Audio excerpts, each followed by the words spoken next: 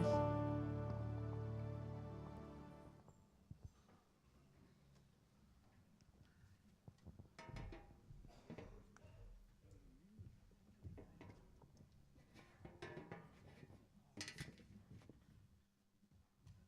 Komið sæl, ég heilsa ykkur öllum í Jesú nafni. Nú þarf ég að gera eins og ónefndur ræðumaður gerði hér í gær. Ég þarf að breiða úr mér. Ég vona að tími sé ekki fann að telja. Ég fekk ströng fyrirmæli að tala bara í 10 mínútur og ég ætla að byrja á því að fá að biðja og ég óska eftir því að það sé ekki með í niðurtalningunni. Jesús, ég þakka þér fyrir að vera komin á þennan stað einu sinni enn. Til þess að mæta þér og ég bið Drottinn að nafni þitt megi verða gert dýrlegt á þessu móti. Ég bið nærveru þína, Drottinn. Opnaðu hjörtu okkar fyrir því sem þú hefur við okkur að tala og við þráum bara, Jesús minn, að fá að finna fyrir nærveruðinni og heyra röddina þína. Í Jesú nafni. Amen. Það ekki komin upp glæran, hún kemur líklega eftir augnablik. Ég ætla sem sagt að tala það að bregðast trausti. Yfirskrift mótsins treystu og það hægt að nálgast það á ýmsan hátt.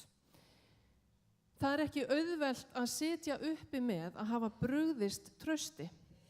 Sérstaklega ekki þegar manneskjan sem maður brást deyr. Og þetta var það síðasta sem maður gerði. En það var veruleiki postulans Péturs. Pétur elskaði Jesú.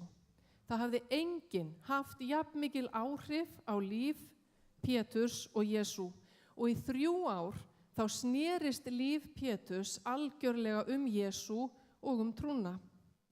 Pétur hafði séð margt, hann hafði reynt margt með Jesú og eftir þessi 3 ár þá var hann orðinn sjálfsöruggari heldur hann var í upphafi og það var alveg skiljanlegt.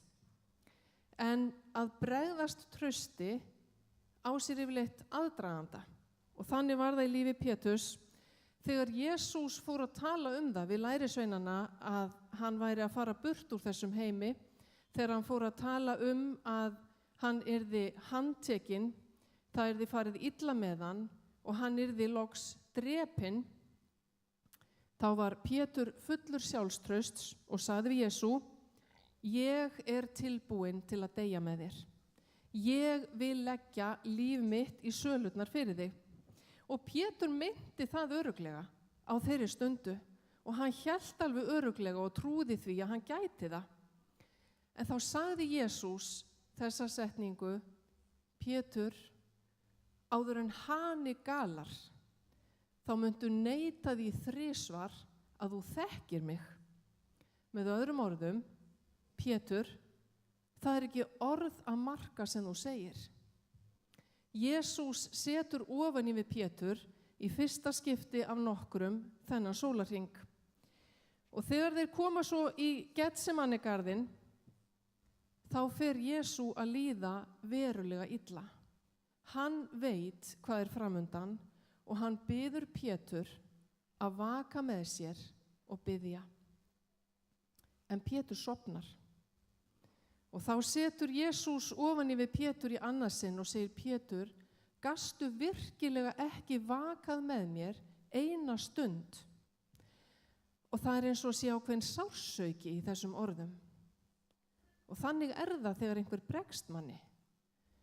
En á meðan Jesús var að tala þá birtist flokkur hermanna til þess að handtaka Jesú. Og þarna var Pétur búinn að klikka 2 svar og hann ætlaði nú ekki að gera það í 3. skiptið, þannig að hann var tilbúinn til að berjast fyrir vin sinn og þegar hermennirnir koma, þá tekur Pétur upp sverð og hann heggur til þjóns æðstapressins. Og ritningin segir að hann sneið af honum eyrað og þið viti hvernig það að ef einhver verður fyrir höggi, þá reynir maður að koma sér undan og að öllum líkindum þá ætlaði Pétur að drepa mannin, en manninum tókst að skjóta sér undan þannig að það var bara eyrað sem fauk af. En Jesús stöðvaði Pétur í 3. sinn og hann setti ofan í við hann í 3. skipti. Pétur, allir sem bregða sverði, þeir munu falla fyrir sverði.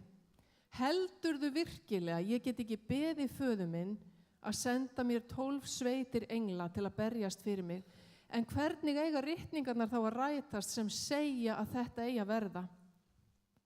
Þetta kaleikurinn sem Guð fól Jesú að tæma í botn. Og Jesús bað, Guð verði þinn vilji en ekki minn. Það var ekki auðvelt, hann fann til, en hann lagði líf sitt í Guðs hendur og það skildi Pétur ekki alveg strax. En sjálfstraust Péturs hlýtur að hafa verið orðið eitthvað minna þegar þarna var komið sögu. Hann hafði verið stöðvaður í 3 skipti og hann endar á því þegar Jesús handtekinn að flýja ásamt öllum lærisveinunum.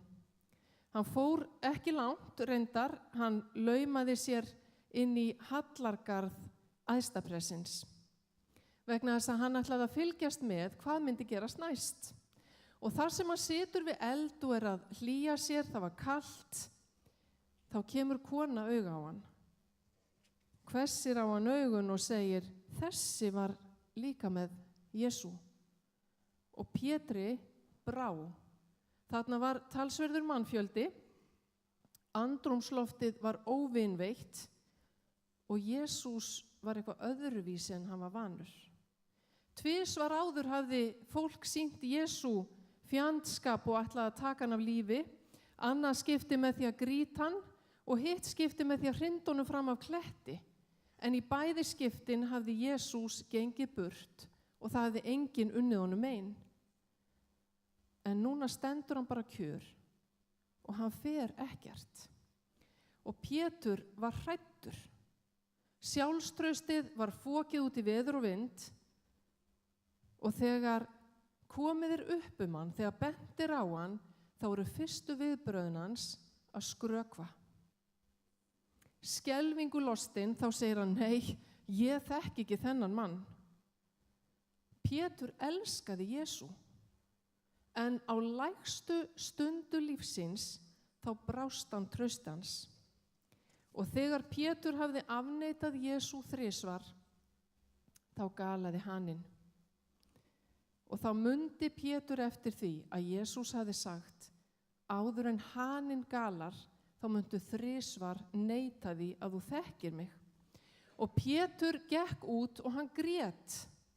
Hvert hann fór, vitum við ekki, eitthvert út í nóttina, út í myrkrið, kannski fór hann inn í Getsemanigarðinn.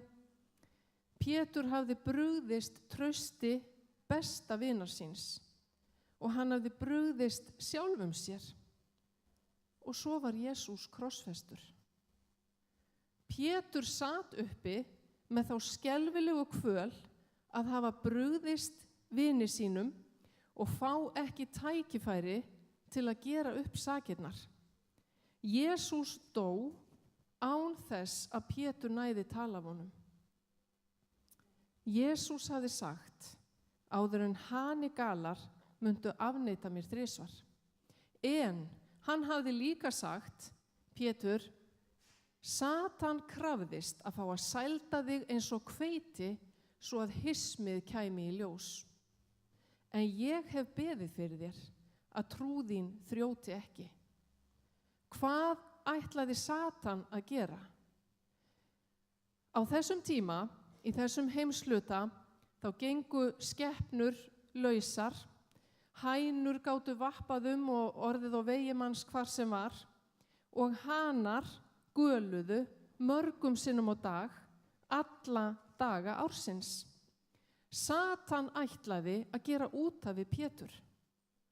En Jesús hafði sagt, ég hef beðið fyrir þér að trú þín þrjóti ekki. Satan ætlaði að minna Pétur á það í hvert einasta skipti sem haninn galaði hversu lélugur pappír hann væri. Hvernig hann hefði nú brugðist, hvernig hann hefði afneitað Jesú. Satan ætlaði að sjá til þess að Pétur myndi aldrei framar taka upp málstað Jesú Krists og berjast fyrir hann. En Jesús hafði betri áætlun. Jesús hafði ekki sagt sitt síðasta orð, hversu syndugur sem Pétur var. Og ef þú hefur brugðist, þá hefur Jesús heldur ekki sagt sitt síðasta orð í lífi þínu. Þegar Jesús var krossfestur, þá var Pétur alveg örugglega niðurbrotinn og gat ekki á heilum sér tekið. Og það eins og það gæti ákveðins vonleysis í Jóhannesarguðspjalli 21. kafla þar sem Jesús segir, ég farin að veiða. Það var það sem hann hafði gert áður en hann kynntist Jesú. Nú ætlaði hann bara að snúa aftur til síns fyrra lífernis af því að það var það sem hann kunni. Það var það sem hann þekkti. Hversu mannlegt er það ekki? Hversu margir ætli hafi brugðist trausti Jesú og fundist það svo óyfirstíganlegt að þeir taka bara upp fyrri lifnaðarhætti. Og Pétur fór að veiða. Vonleysið var algjört, myrkur í sálinni og til að kóróna þetta, þá veittu þeir ekki bröndu. Og morguninn þegar þeir koma að landi þá stendur Jesús á ströndinni og segir, strákar, þið með fisk? Tilbúin að grilla? Þetta er spurning sem engin veiðimaður vill fá þegar hann kemur tómhentur á landi. Og síðan segir hann, kastiði netinu hægra megin við bátinn. Og þetta var eitthvað allt svo ömurlegt að þeir gátu svo sem alveg gert það. Þeir voru ekkert að fara að gera neitt annað. En þá brá svo við að netinu fylltust af fiski. Og þegar Pétur áttar sig á því að þarna er Jesús sjálfur kominn, upprisinn, þá hlýtur að hafa rifjast upp fyrir honum að hann hafði áður verið í þessum sporum. Fyrir 3 árum hafði Jesús komið að máli við Pétur. Jesús var að kenna á strönd og kenna fólkinu og hann segir við Pétur, má ekki fara borð í bátinn þinn og kenna fólkinu úr bátnum? Alveg sjálfsagt.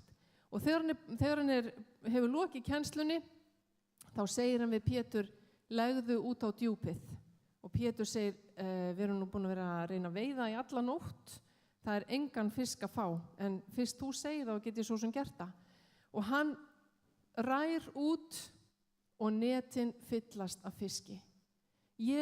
Pétur var vanur sjómaður. Pétur vissi alveg að svona gerðust hlutirnir ekki. Og á þeirri stundu áttaði sig á því að hann var í návist manns sem hafði andlegt vald.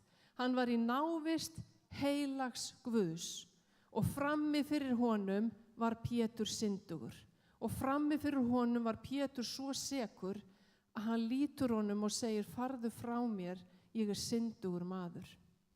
Pétur útvaldi ekki Jesú. Það var Jesús sem útvaldi Pétur. Og Jesús sagði, ég fer ekki neitt. Jesús sagði, fylg þú mér. Héðan í frá myndu menn veiða. Og þessi saga hlýtur að hafa rifjast upp fyrir Pétri þegar Jesús kemur í vegans í annað sinn. Pétur var ennþá sami syndarinn. Pétur fann til sektar sinnar. Hann hafði brugðist trausti Jesú og hann átti ekki skilið að vera einn af lærisveinum hans. En hann fékk annað tækifæri. Og þegar Jesús og lærisveinarnir höfðu borðað saman, þá sneri Jesús sér að Pétri og sagði, Pétur, elskaru mig? Og Pétur elskaði Jesú. Og hann spurði hann 3 svar. Hann spurði hann jafn oft og Pétur hafði afneitað honum. Pétur elskaði Jesú, hann fékk annað tækifæri og hann nýtti það vel. Pétur skrifaði 2 bréf í Nýja testamentinu þar sem hann hvetur okkur öll til að halda vöku okkar þangað til Jesús kemur aftur og mætt okkur auðnast að hitta Pétur á himnum. Jesús, ég þakka þér fyrir það að við skulum fá að vera þínir lærisveinar. Ég bið Drottinn fyrir okkur öllum sem erum hér í dag og verðum á þessu móti. Ég bið verði þinn vilji. Og ég bið Drottinn fyrir þeim hér í dag sem eru á þessum stað, sem Pétur var á. Þeir vita að þeir hafa brugðist, þeir eiga erfitt með að fyrirgefa sjálfum sér og þeir eiga erfitt með að biðjast fyrirgefningar. Jesús mættu þeim sérstaklega hér í dag. Verði þinn vilji í lífi okkar allra. Í Jesú nafni. Amen.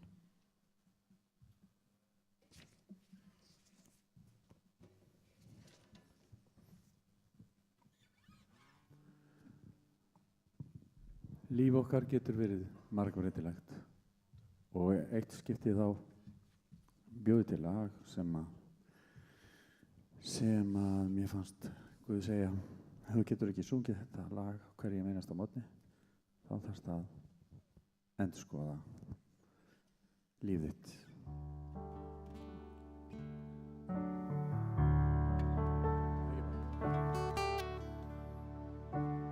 Alveg sama hvernig lífið virðist vera þennan dag, þá skal ég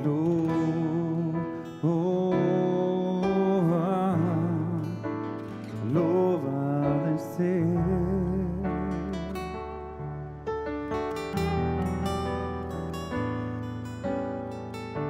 Þó ekki virðist neitt í heimi geta hamingju með veg, þá mun ég lofa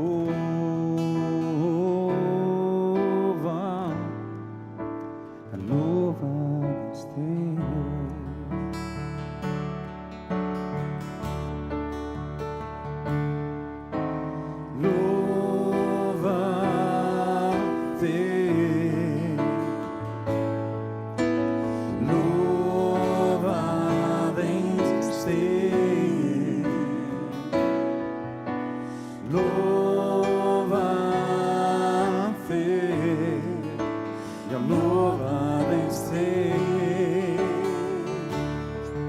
Kæri Faðir, lofa þér, lofa aðeins þér.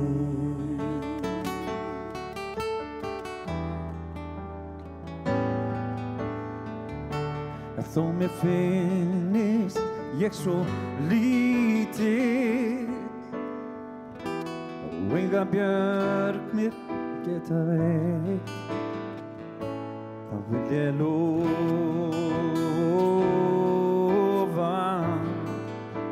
já lofa aðeins þér.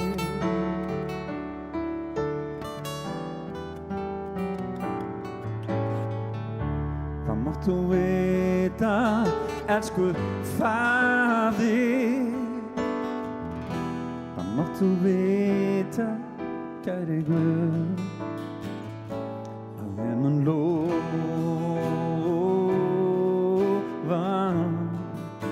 já lofa aðeins þér.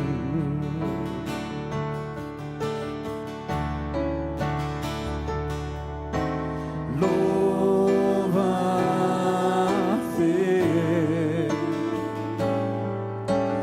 lofa aðeins þér.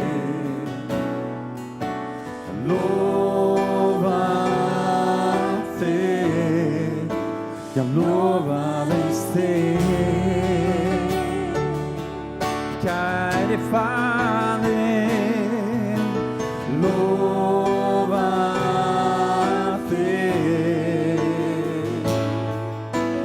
lofa aðeins þér, já lofa þér, já lofa aðeins þér. Kæri Faðir, einu sinni enn, lofa þér, lofa aðeins þér, lofa þér, lofa aðeins þér.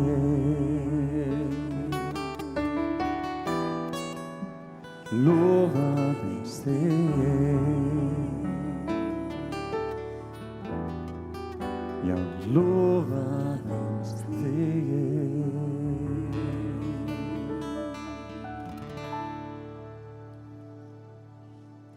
Jóhannes, gjörðu svo vel.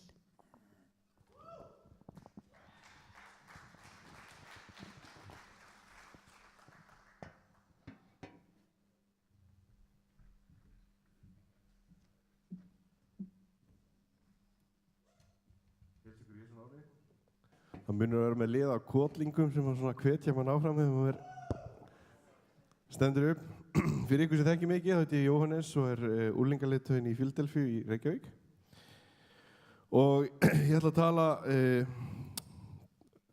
og beður að tala út frá versi sem í 1. Jónasarbréfi, 5. kafla og 14. vers. Og það svona sem unglingaleiðtogi þá alltaf fókusin á það að reyna að kenna þeim sem ekki vita og þannig að þið fyrirgefið mér ef ég að endurtaka eitthvað sem þið vitið nú þegar. En 1. Jónasarbréf skrifað af, eða líklegast skrifað af Jóhannesi, einum af lærisveinum Jesú Krist. Og sem að, já, og sama höfundi þó af Jónasar Guðspjalli, byrja aðeins.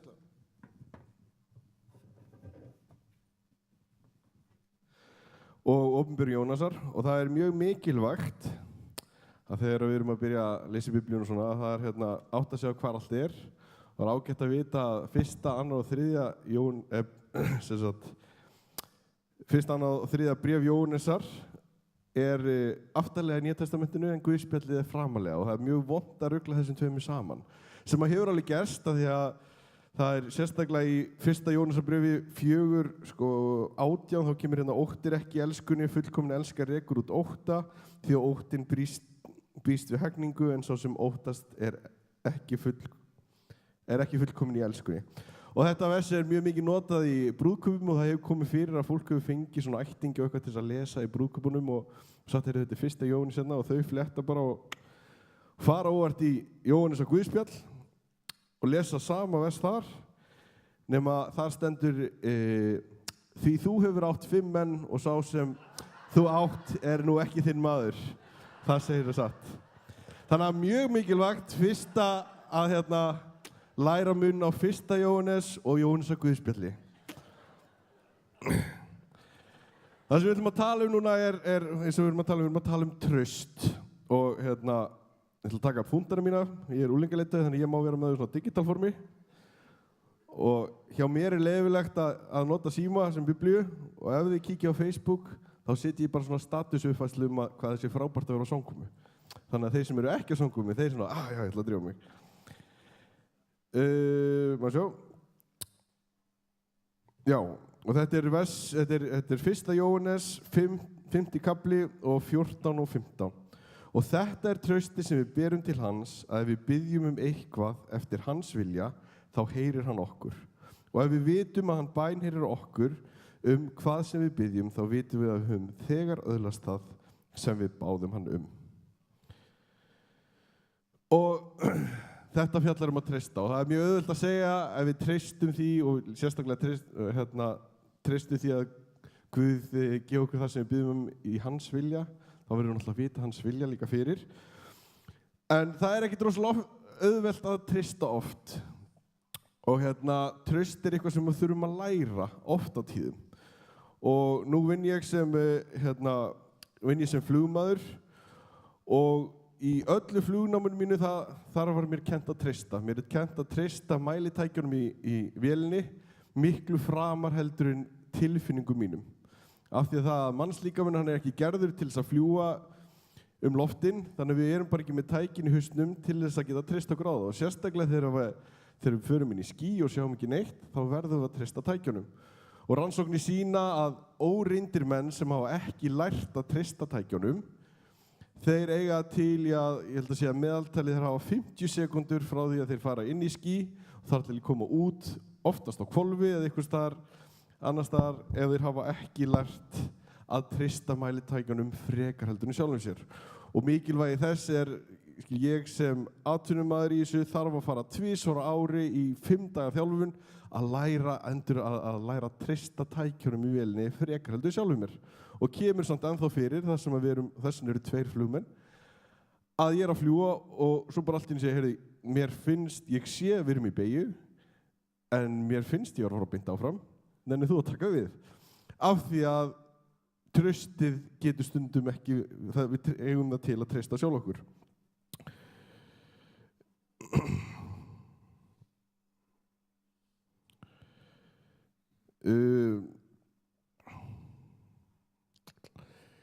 Já, og það að læra að treysta, það þarf ykkur starf að byrja og þá þurfum við að sleppa takinu og þetta er eins og sérstaklega traustæfingin sem að margir þekkja sem krakkar þegar þeir eru að loka augunum og láta sér detta aftur og láta ykkur grípa. Og ég upplifði það svolítið þannig með Guð í mínu lífi að ég þurfti að læra að treysta og ég ætla bara að segja svona nokkurn veginn söguna mína þar sem að ég þurfti að leggja traust mitt á Guð. Og það er þannig 2008, þá fer ég í biblíuskóla, ég ákveði að gefa Guði lífið allt og í október á haustmóti í Fíladelfíu fer ég á hnén og ég var frelsaður og allt, en ég segi Guð, þú mátt eiga allt, bara hvað sem þú mátt taka, bara taka allt. Og á næsta hálfa ári þá umturnar Guð lífið mínu og þetta var svona svolítið þarna að mér fannst ég vera hérna detta aftur og bak og ég var alltaf að bíða eftir að Guð myndi grípa mig. Og Guð fyrir að setja þessa drauma í mig að læra að fljúga þyrlu og ég held að Guðs plan væri miklu meira væri eitthvað allt annað en það. Og svona ég finn bara handleiðslu Guðs í því og svona nokkru punktar sem undirstrika það að Guðs vilji sem mér í því og ég fer út til Noregs í þjálfun og svoleiðis og með svakalega frið og til dæmis bara fer út og kunni ekki tungumálið norskuna. Ég hugsaði bara að barnaskóla danskan, hún redda mér. Svo satt maður í tímum og náði svona að skilja það sem maður verið að kenna en síðan þegar strákarnir fóru að tala þá skildi ég ekki neitt og Guð kannski eitthvað að hjálpa mér en það í tímum. En allavega, ári seinna ég að fara að klára námið og það að koma upp nýtt námskeið sem ég þarf til að bæta við réttindi mín ef ég vill og peningurinn þannig sé búinn. Mér vantar 600.000 kall til að taka þetta námskeið. Og þarna virkilega upplýði svona fyrst og þetta traustið sem við ber til hans, ef við byggjum eitthvað eftir hans vilja þá heyrir hann okkur. Og bæn mín var þessi, ok Guð, þú sendir mig hingað, þú komst með mér hingað, mér vantar 600.000 kall ef ég að halda áfram með þetta, ef þetta þinn vilji, getur þú þá að redda því? Og basically bara bæn eins og þessi, hún var ekkert flókin, ekkert eitthvað, bara svona, þú komst með þetta langt, hjálp. Og ég held bara að deginum seinna eitthvað þá ég að tala við mömmu og mamma eitthvað, heyrðu það eitthvað styrkur fyrir Íslendingar sem búi í Norðurlöndum og get ekki unnið við sumartíman. Já, ok, það er ég. Þannig að ég sækjum þetta eitthvað styrk og var ekkert að hugsa það, ég vissi ekki eins og hvað þetta mikið, bjóstu þetta væri svona 20-30 skall eða eitthvað, ég vissi ekki. Svo eftir smá tíma og ég áfram að biðja fyrir þessu, hvort ég að fara á námskeið eða ekki og svo bara allt í einu fæ ég e-mail, styrkbiðin samþykkt, 600.000 krónur, 3 mánaða laun, komið. Wow, ok, takk Guð. Þarna var vilji hans. Og sama, þetta var svona, þarna var Guð að kenna mér að treysta honum. Svo kem ég heim og svona, ég fara mjög hratt yfir sögu, kem ég heim, kem í september, þetta er stutt eftir hrun, það er ekki miklu að vinna að fá og allir sem voru komin í vetrarvinnu voru komin með hana, þannig að ég hef enga vinnu fyrstu sinn, fer á skráum og atvinnuleysisbætur, fæ síðan reyndar svona vinnu í 1 dag og 2 dag og eitthvað, þannig að maður var alltaf að hringja og segja, ég með vinnu í dag, örugglega ekki á morgun og ég fekk í raun aldrei neitt úr þessum atvinnuleysisbætum, nema hvað þeir skráum á námskeið, segja, þú verður eiginlega að fara á námskeið hérna. Og þar er svona minna meira prófsnámskeið.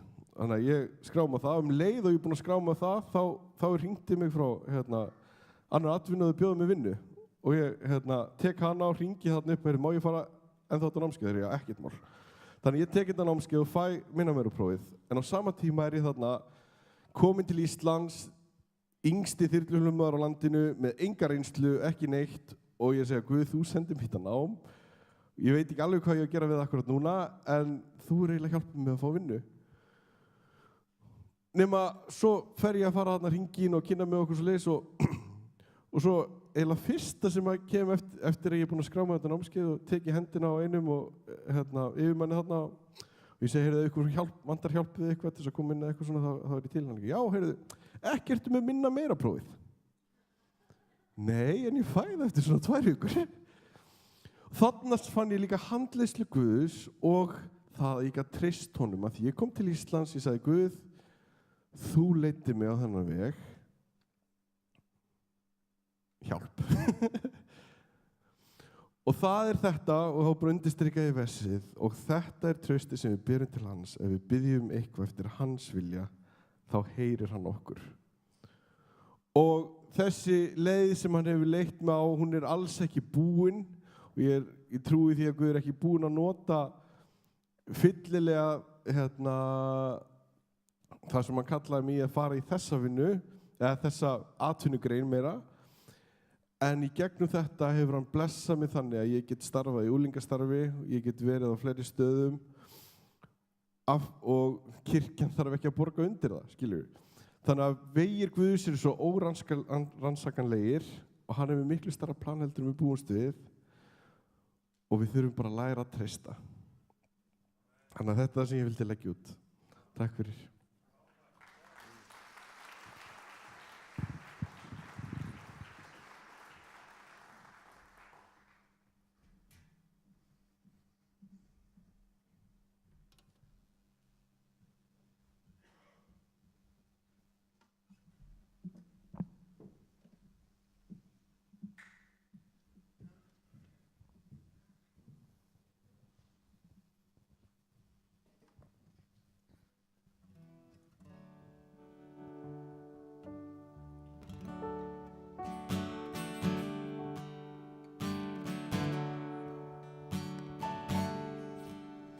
Ég hef arkað eyðilandi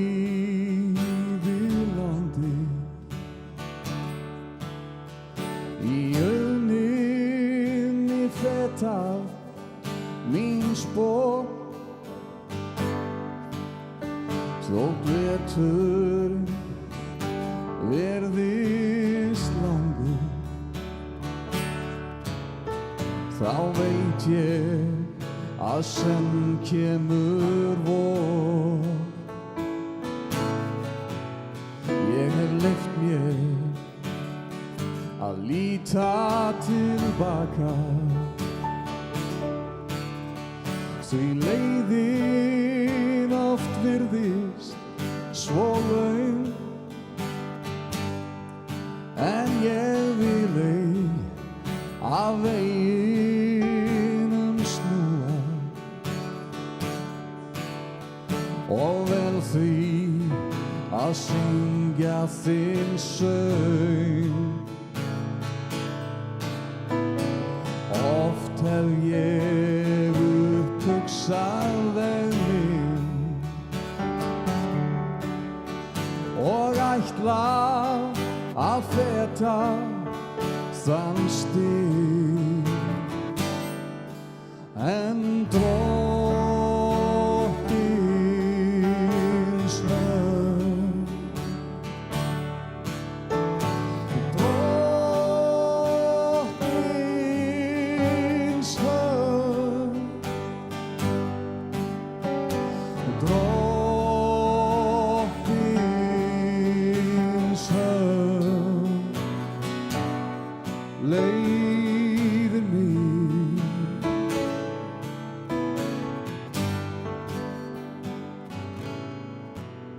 Oft á tíðum tel ég brot mín táranna dalur mitt skjól en þar býr hann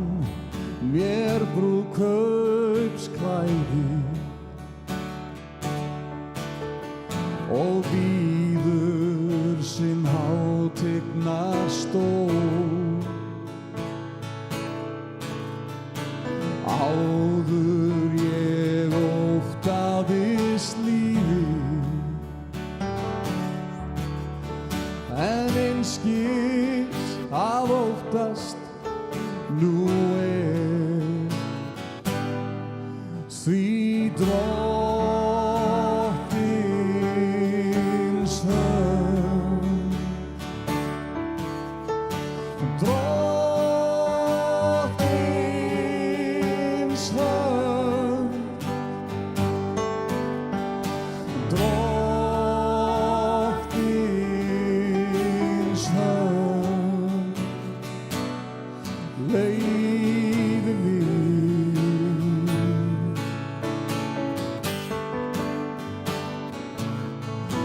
Já, Drottins hönd, Drottins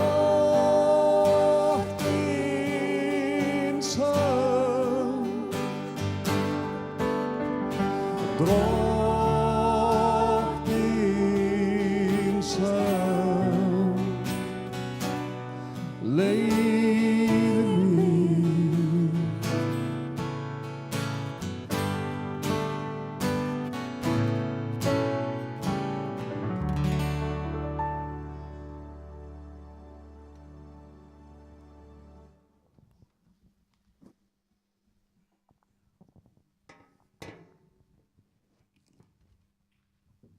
Komið sæl.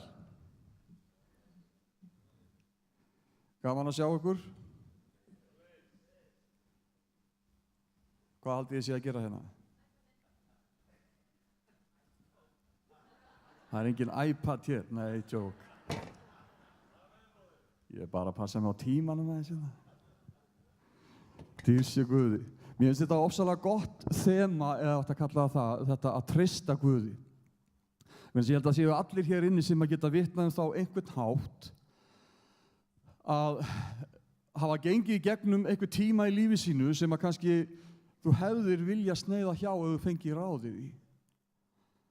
Eitthvað sem hefur verið leitt í þinn veg, einhverjar aðstæður, kringumstæður, eitthvað sem hefur gerst, getur verið í rauninni hvað sem er. Skulum aðeins synga eftir símanum? Nei, jók. Að sem þú hefðir kannski vilja sneiða hjá ef þú fengið ráðið. Og það er nú einhvern veginn þannig að það er ekkert mál að treysta Guði, eða treysta á orð Drottins ef að allt bara er nákvæmlega sem við viljum hafa það. Allt er svo frábært og skemmtilegt og yndislegt. Þá er óskup svona auðvelt að leggja traust sitt, ef mætti kalla það. En það reynir kannski ekki á traustið fyrir en eitthvað kemur í veg okkar sem að þrengir að. Og við getum öll á einhvern hátt vitnað það. Sá ritningarstaf sem ég ætla að leggja út frá er í Jesaja, kafla 40, vers 31. Og þar segir: En þeir sem vona á Drottinn fá nýjan kraft. Og það er eitthvað sem við getum vitnað líka. Ef við treystum á orð Guðs, treystum á það sem Drottinn hefur fyrirheitið, þá fáum við þann kraft sem við þurfum til þess að ganga þá göngu sem hann hefur ætlað okkur að ganga. En það er bara ekki alltaf svo auðvelt.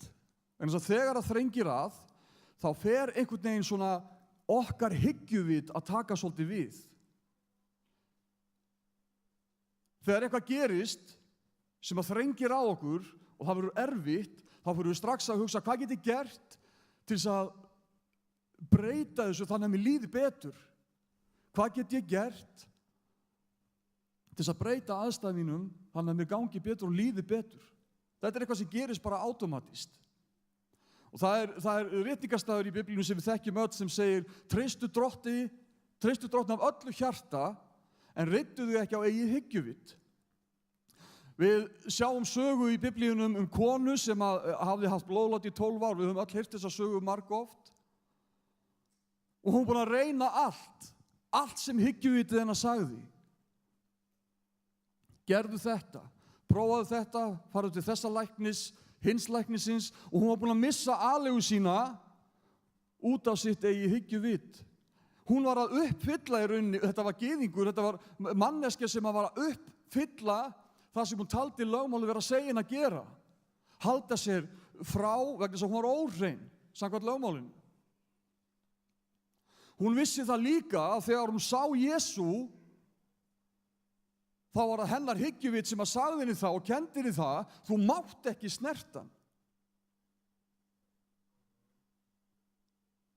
En það var eitthvað sem hún tók ákvörðun ég hef þegar mist allt, ég hef engu að tapa. Ég ætla að setja hyggjuvit mitt til hliðar og ég ætla bara að treysta á hann. Og hún vonaði á hann, hún skreiði gegnum mannþröngina, allt holdið sem að eflaust hefur sparkað í hana. Og þegar hún snerti klæðafaldans, þá segir Jesús, það fór kraftur út af mér. Þeir sem vona á Drottin fá nýjan kraft. Hann ákvað ekki, já núna snerti mig þessi kona og ég ætla að ákveða það að nú setja ég þennan kraft út af mér. Það bara gerðist átómatist. Það var eitthvað lykill sem að bjó í því, í þessari þrengingu og þessari neyð þessara konu var lykill hulinn. Af hverju ætti ekki vera eins í dag með okkur? Sú þrenging sem að við höfum kannski engan skilning á af hverju við erum stödd í. Það getur verið mjög erfitt.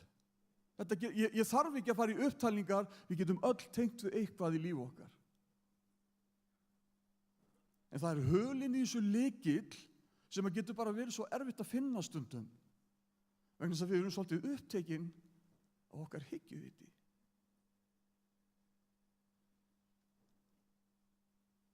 En leið og við getum og fáum náð til þess að leggja það til hliðar og vona bara á hann sem við sjáum einhvers staðar hérna inn í mannþrönginni. Og við snertum klæðafaldans, beygjum sjálf okkur, að þá fer kraftur út á hann. Þá fáum við nýjan kraft. Það segir í Markúsi meðal annars, það reyndar á nokkuð mörgum stöðum talað það, en í Markúsi 6 að þá segir, þá tók Jesús lærisveinana með sér út í eyðimörkina að þeir varu einir saman. Það var greinilega mjög mikilvægt að þeir ættu stundir bara einir saman, bara með honum. Í burtu frá öllu forminu, öllu kraðakinu í borgunum, öllu fólkinu, bara þeir og hann. Vitið það, systkini? Ég veit það, ég er ekki að segja ykkur einhverja fréttir. Úti í eyðimörkinni, eyðimörk er eitthvað sem við lítum á sem svona frekar neikvætt, þurrt, það vekur upp þorsta, það er ekki mjög þægilegt að dvelja þar. Stundum fer Drottinn með okkur út í eyðimörkina. Þannig að við erum kannski orðin svolítið upptekinn af einhverju öðru heldur en bara honum einum. Og það er ekkert óeðlilegt við það. Það er bara því við erum eins og við erum. Ég, það var nú bara í gær, ég týndi veskinu mínu inn á Hvolsvelli, inn í N1 þar. Og það er ekki enn fundið. Mér þótti þetta rosalega mjög erfitt og ég þurfti alveg að berjast við svona bara pirringin og reiðina. Þið skiljið þessa tilfinninga þegar koma. Það þarf ekki meira en þetta til þess að leggja bara allt til hliðar nema mitt eigið hyggjuvit. Hvað get ég gert? Af hverju var það ekki að fyrsta sem að ég gerði bara að fara á bæn og biðja fyrir því, Drottinn, vilt þú? Ég prófaði allt annað. Ég enn eftir að sjá hvað Drottinn ætlar að gera. Við sjáum bara til. Dýr sé Guði. Ég ætla að lokum að fara í einn ritningarstað í ljóðaljóðunum. Erum við svona nokkurn veginn með á því sem ég er að fara? Að þegar Drottinn leiður okkur út í eyðimörkina, og það getur verið, eins og ég segi, hvað sem er í líf okkar, getur táknað eyðimörkina. Hvað sem er. Hugsum, systkini, eitthvað í líf okkar sem við hefðum kosið að sneiða hjá ef við hefðum fengið í ráðið. Það er þín eyðimörk. Ok? Það segir frá því í ljóðaljóðunum, þessari fallegu sögu, fallegu ástarsögu í Biblíunni. Saga brúðgumann og brúðina sem táknar þig og mig, brúðguminn sem er Jesús Kristur. Þessi sem ætlar á að verða okkar og við hans alla eilífð. Það kom tími í lífi brúðarinnar þar sem að hún fjarlæðist drottinn. Hann kom og bankaði á dyrnar hjá henni og hún svaraði ekki. Af hverju þurfti hann að banka á dyrnar? Af hverju voru það ekki opnar? Það hafði eitthvað gerst í hennar lífi sem var til þess að hún dró sig í rauninni frá. Hann bankar á dyrnar, hún svarar ekki, svo hverfur hann á braut. Og þegar hún áttar sig á því að hann farinn, þegar hún finnur það að Guð eins og fjarverandi, þá fer hún á stað og leitar hans. Hyggjuviti fór í gang. Og hún fór út á strætin og spurði Jerúsalemdætur. Það voru taldir 4 staðir sem brúðurinn fór á til þess að leita brúðgum hans. Allt það sem að hyggjuvitið hennar sagði. Og hún spurði Jerúsalemdætur, hafið séð þann sem sál mín elskar? Hún elskaði hann. Það var aldrei spurningin. Það hafði bara eitthvað gerst. Og henni fannst hann allt í einu vera fjarri.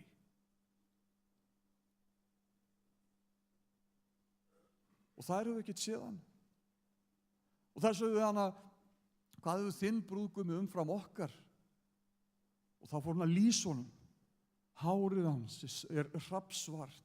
Hún lýsti augunum, hún lýsti honum öllum, ofan frá og niður, af því hún þekkti hann. Svo kemur að því að brúðguminn kemur, tekur í höndirnar og fer með hann út í eyðimörkina. Og þar gerist svolítið magnaður hlutur í lífi hennar. Allt fram að þessu hafði hún reitt sig á eigið hyggjuvit. En hún átti í vændum mikinn kraft vegna þess að hún átti eftir að læra að vona á hann. Fyrirgefðu. Time er done, segir hérna. Jú, það getur sko verið. Í Ljóðaljóðunum 8 og versi 6, versi 5, þá segja Jerúsalemdætur allt í einu, býtu, hver sú sem kemur þarna úr eyðimörkinni eða heiðinni og styðst við brúðguma sinn? Allt í einu studdist hún ekki lengur við eigið hyggjuvit, eins og hún gerði þegar hún fór inn í eyðimörkina. En þegar hún kom út, þá studdist hún við unnusta sinn. Hún treysti á hann. Hún hafði lært það þar. Þetta er það sem ég vil skilja eftir hjá okkur. Ég veit ekki hvað það er í þínu lífi. Ég veit hvað það er í mínu lífi.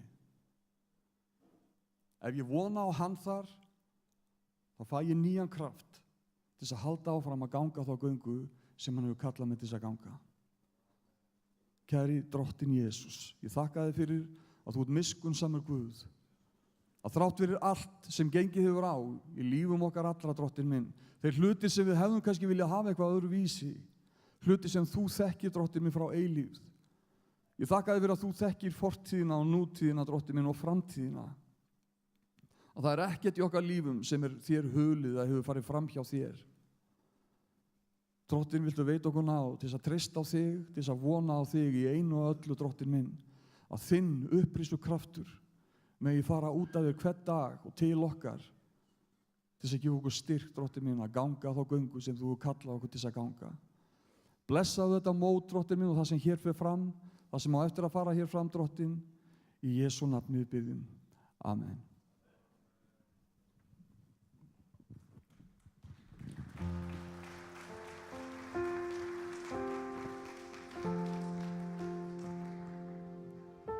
Við ætlum að enda þessa stund á því að syngja saman eins og eitt lag.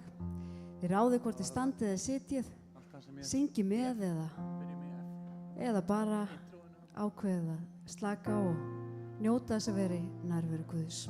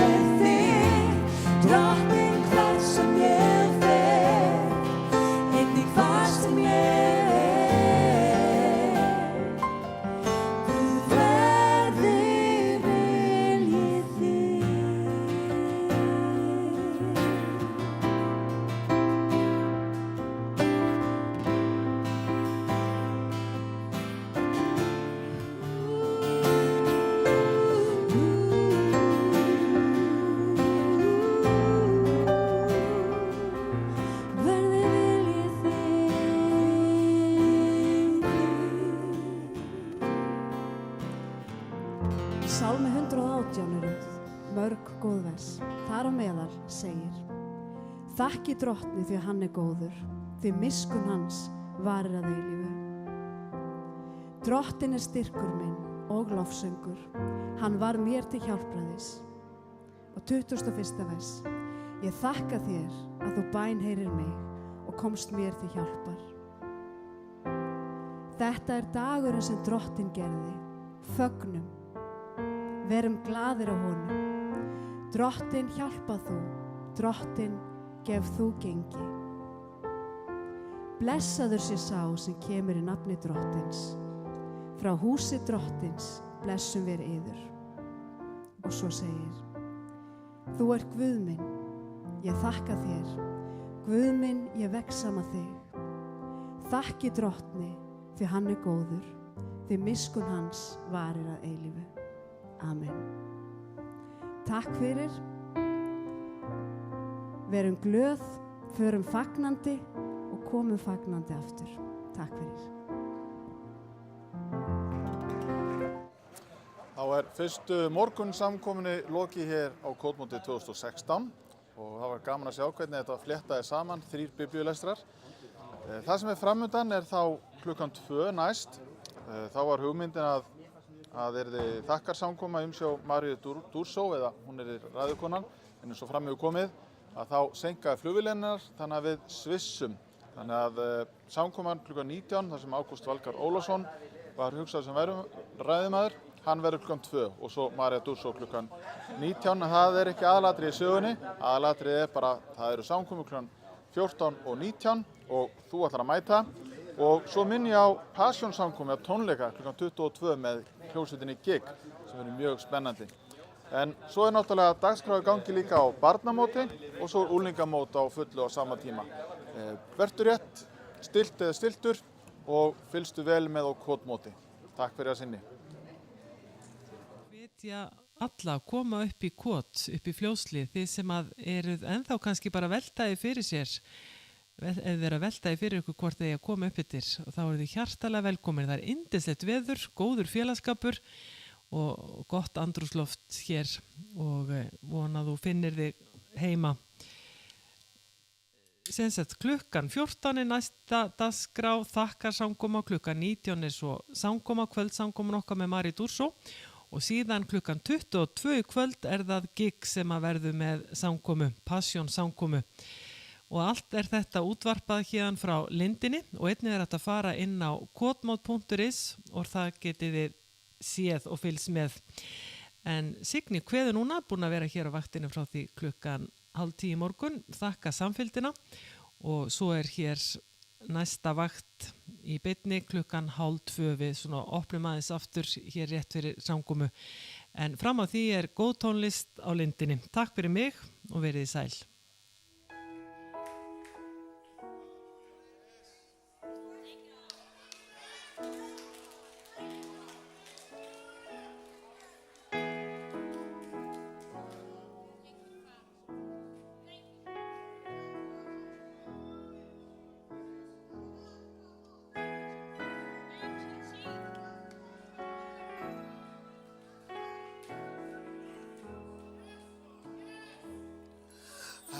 God is good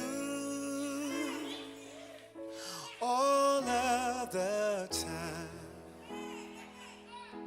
May this truth ease each troubled mind through every season, sunshine or the rain.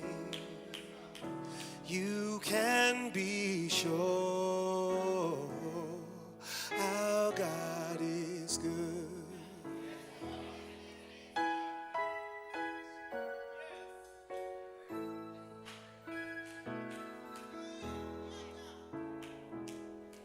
You can trust Him, never doubt.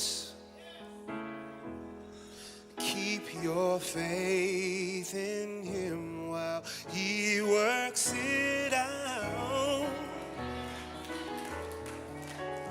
Wherever the need is where He will be.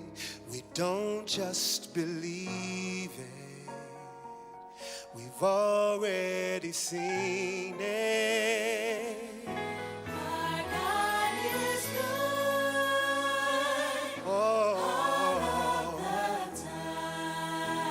May this truth be each troubled mind through every season,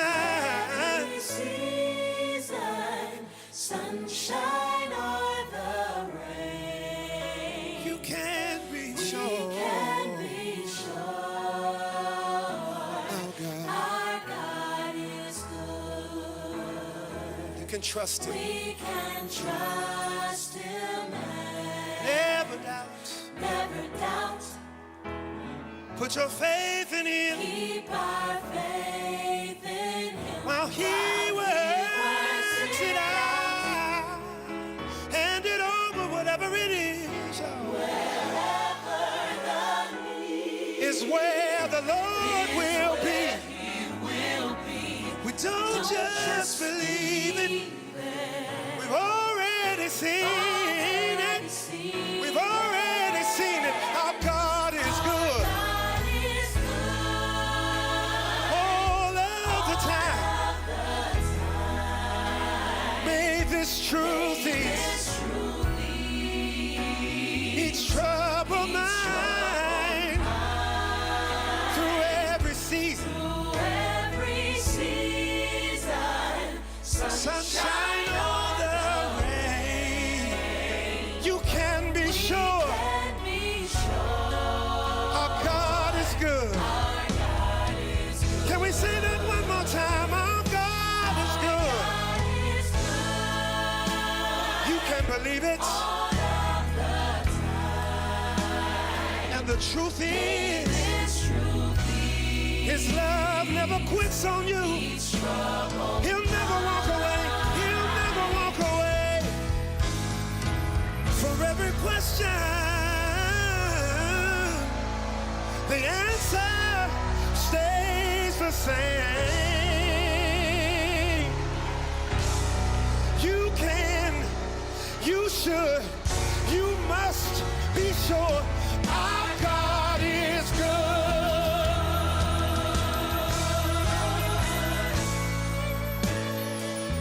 If you know He's good tonight, you need to show some sign. In a dark, broken world, that God is still here. Through every season, He won't change, He won't change, no. Our God is good, our God is good. All of the time. Let this truth ease each troubled mind, each troubled mind.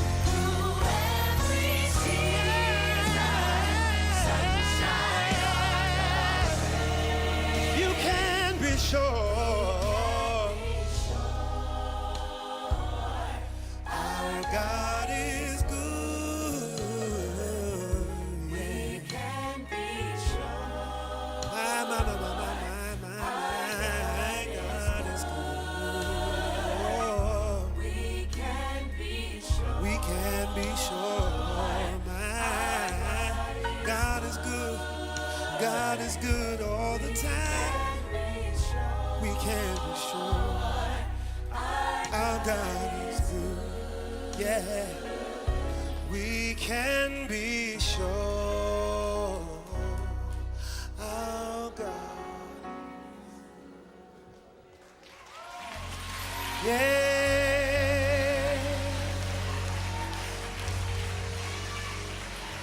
Yeah. Yeah. Yes.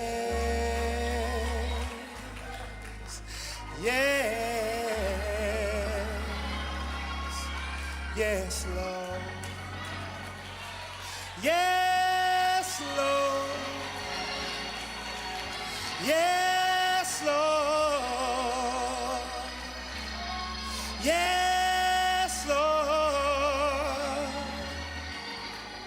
Yes, Lord. Yeah.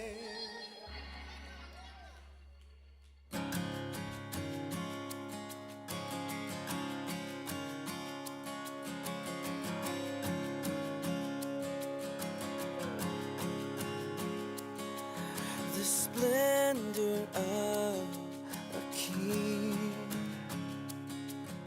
clothed in majesty, let all the earth rejoice, all the earth rejoice. He wraps himself in light,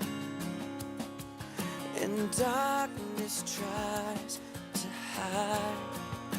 It trembles at his voice, trembles at his voice.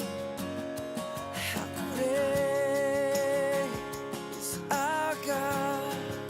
Sing with me, how great is our God?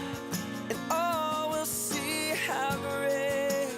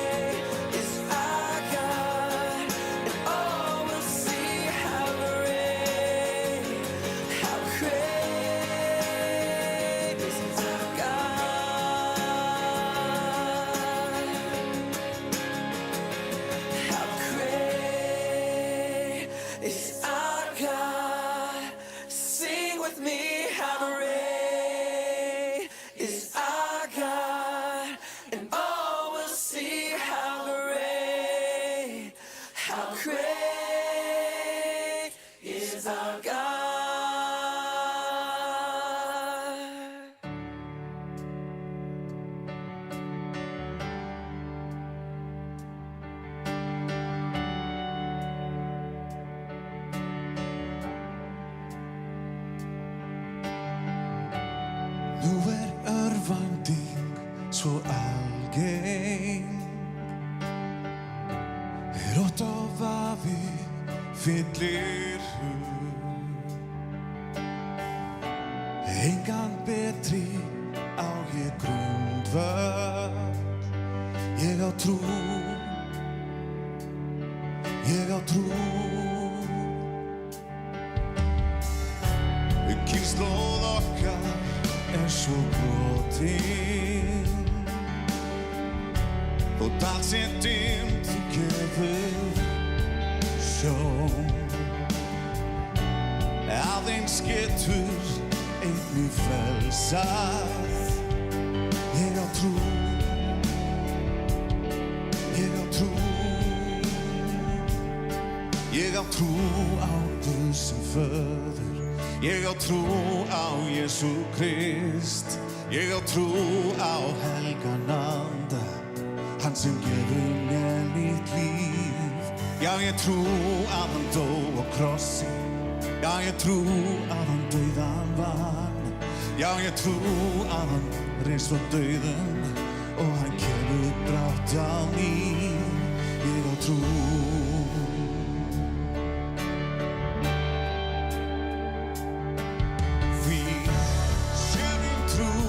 Bara söngur, sé hún meir en orðin tóm. Sæki á við reymd og freisting, ég á trú, ég á trú, ég á trú á Guð sem föður, ég á trú á Jesú Krist.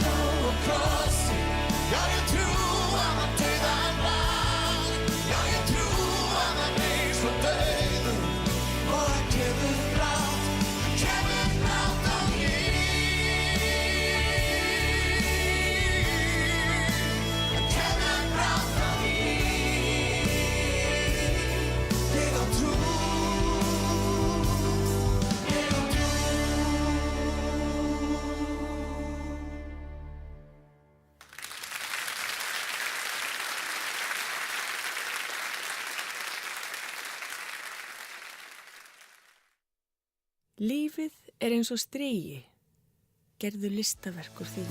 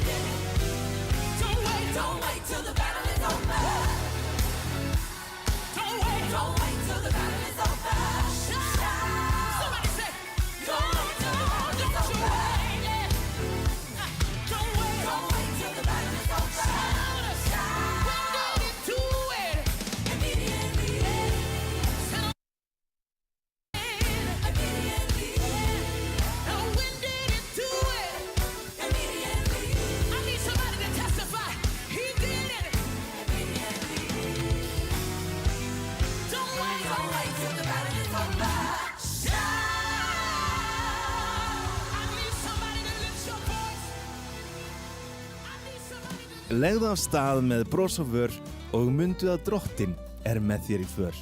Lindin, jákvætt útvarp.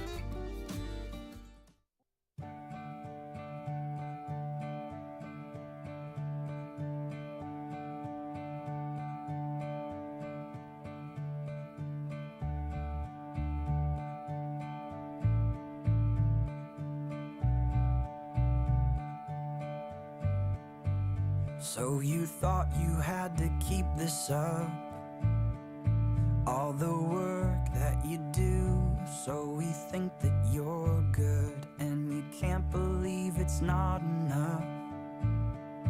All the walls you built up are just glass on the outside, so let them fall down. There's freedom waiting in the sound. When you let your walls fall to the ground, we're here now.